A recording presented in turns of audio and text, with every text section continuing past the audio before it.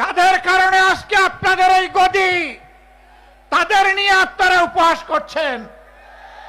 এর পাওনা বুঝে নেওয়ার জন্য তৈরি হন। আপনারা জাতিকে ধোঁকা দিয়েছেন।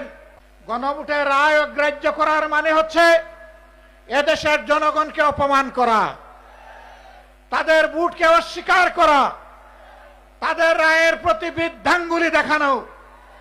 মনে রাখবেন, জনগণের বিরুদ্ধে দাঁড়িয়ে অতীতে কেউ কোনোদিন রেহাই পায়নি, আপনারাও রেহাই পাবেন না।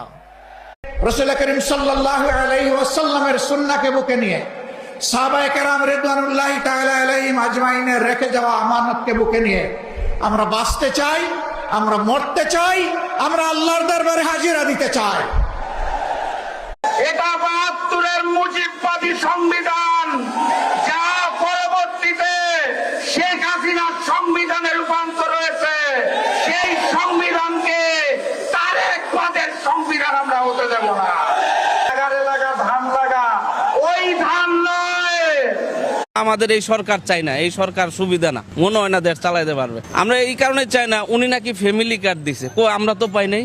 আমরা তো গরিব মানুষ, আমরা সিএনজি চালায় খাই, আমরা কি কার্ড পাইছি? নামগো টাকা দিছে, আবার কৃষক কার্ড দিছে। উনি কয়জন রে দিছে কৃষক কার্ড? উনি এই মুহূর্তে কেন এগুলা দিল? সময় তো আছে, পরে দিতে পারতো। এখন তো দেশের অবস্থা খুবই খারাপ, অর্থনৈতিক আর্থিকভাবে মানুষ এই দেশে অনেক সমস্যায় আসছিল।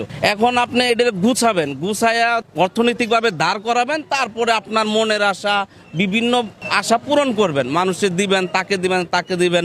এখন তো আপনার দেশটাকে গঠন করতে হবে। আপনি গার্মেন্টস তেল পাচ্ছে না, গার্মেন্টস চলে না, গার্মেন্টস বন্ধ হয়ে যাচ্ছে। তো গার্মেন্টস বন্ধ হয়ে গেলে গার্মেন্টসের সাহেবরা যে চলাফেরা করতো সিএনজি দিয়ে, তারা তো এখন চলে না। আমরা কোত্থেকে যাত্রী পাবো?